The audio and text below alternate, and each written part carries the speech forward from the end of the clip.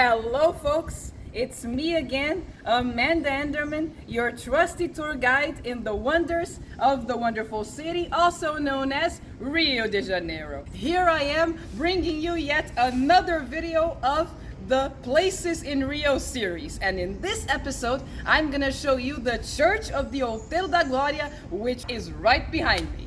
But before I get right onto the theme of the video, I have to remind you that I'm currently offering walking tours through the city of Rio, and all of these tours are described on my website, which the link will be in the description box below, as well as in the first fixed comment. So all you have to do is click there, text me via WhatsApp, that's very important, make your reservations of course, and let's get to know the city of Rio in person, folks! With me, Amanda Enderman, your trusty tour guide, of course. Firstly, I have to tell you, how do you get here?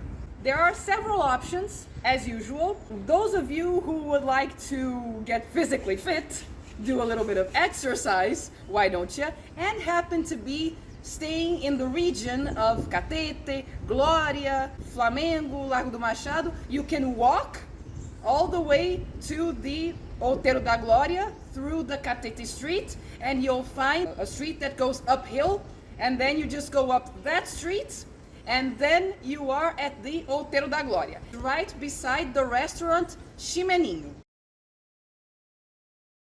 And right after the Glória subway station, in the way out that says Outeiro. Those of you who are far away from here, you can also come here by subway, and I have already made a video explaining about the entire subway system in Rio. All you have to do is take the subway, get off at Glória, go out through the way that says Outeiro, and then you'll be right in front of the street that goes uphill, and you can also go uphill through there. And don't worry, it's a small street.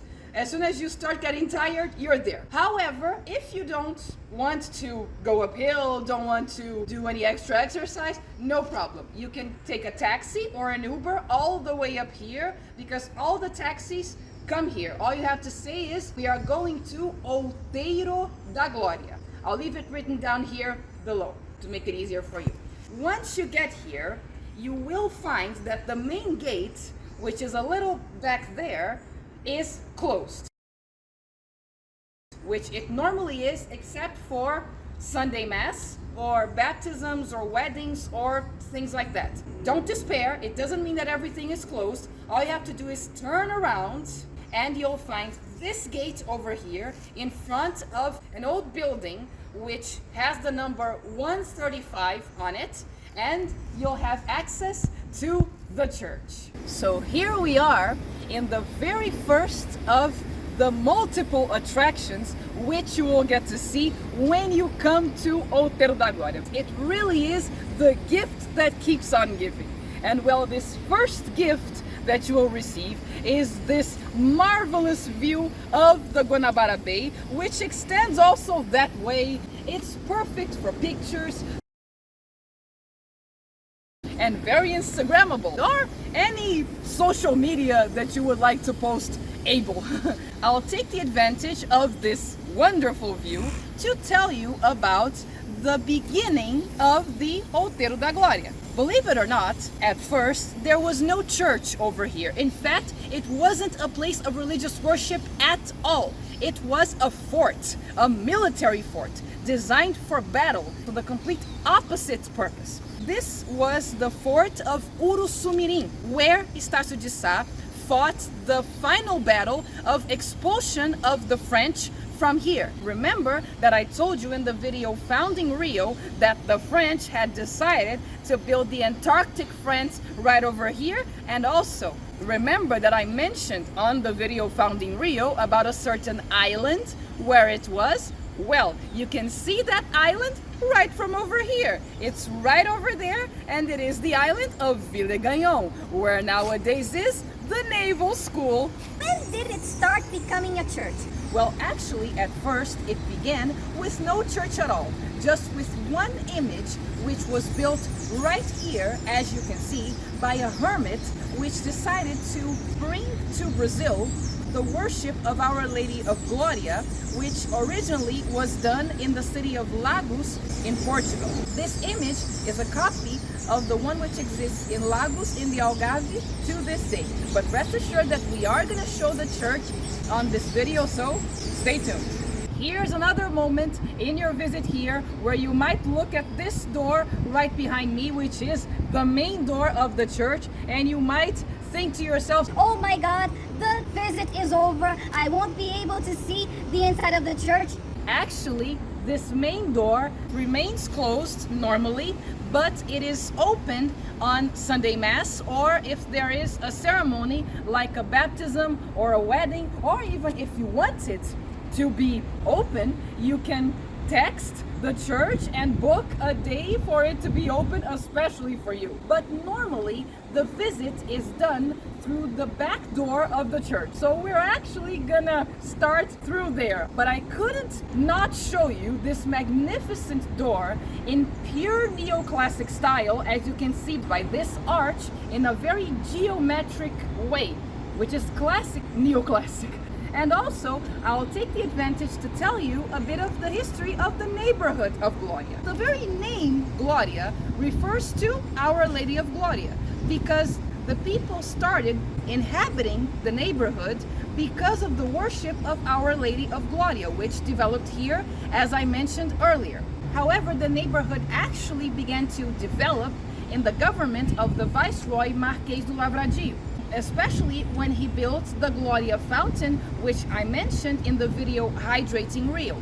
But in the 19th century, the neighborhood was further developed with the building of the Market of Glória, which, as I said before in the video Growing Apart in Rio, was torn down in 1904.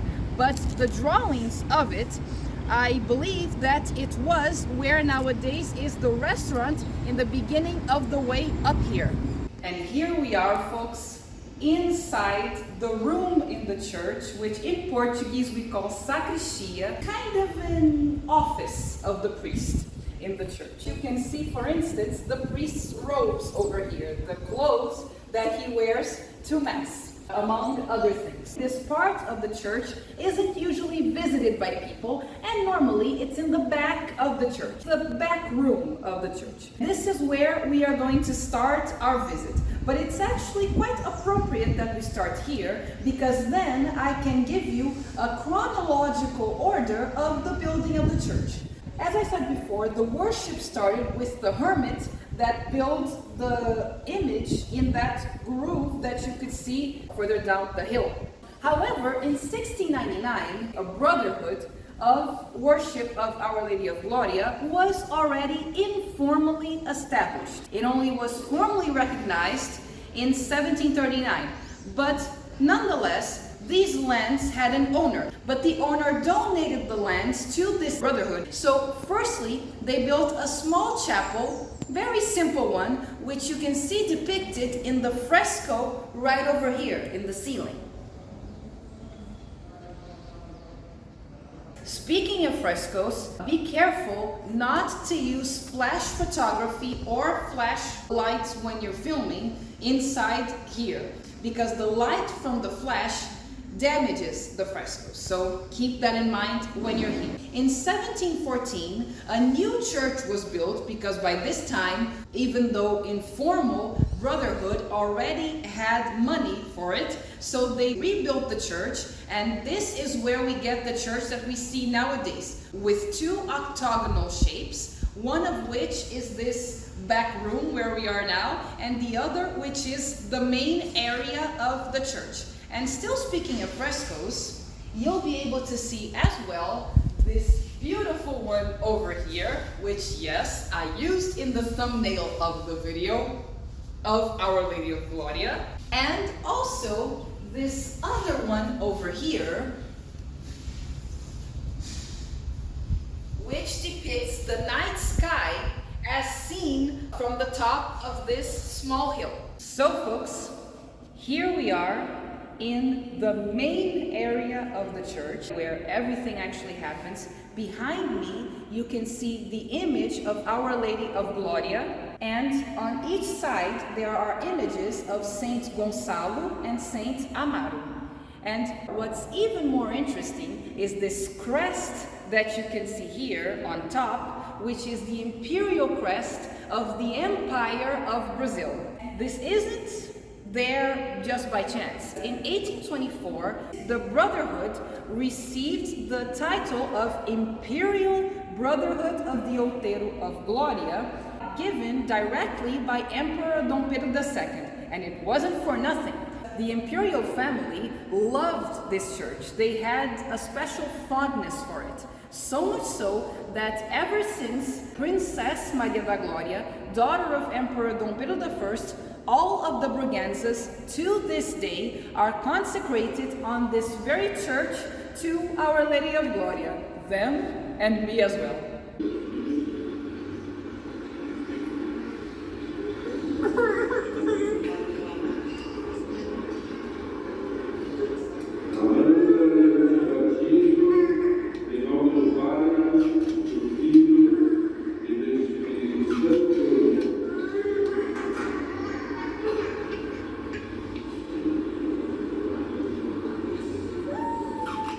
Furthermore, in the government of President Getúlio Vargas, this church was declared a historic site, and then it was put on the list of places that have to be preserved in its original layout, so it can't be changed ever since then, and through the ages it will be, by law, preserved in the same state as it was during the time of the Empire.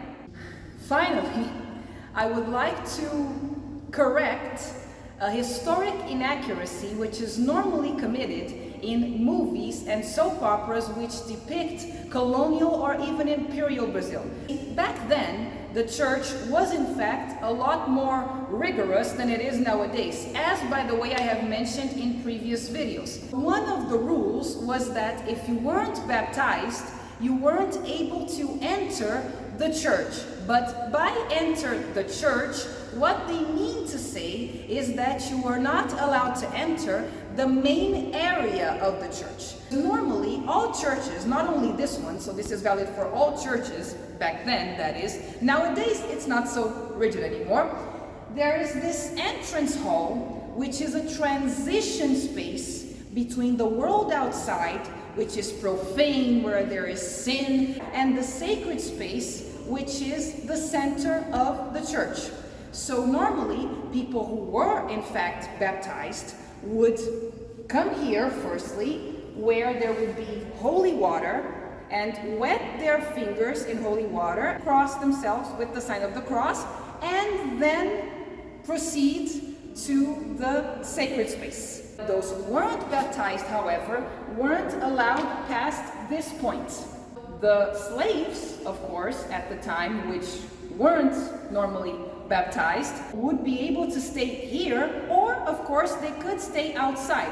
But normally the movies, they depict them only outside, which is in fact inaccurate historically. This concludes this video about the Outeiro da Glória, and I hope you liked the video, and if you did like the video, be sure to like this video, subscribe to the channel, and share this video with as many people as you possibly can, so that each time more people may know about the wonders of the wonderful city. And as usual in this channel, I'll see you in the next video.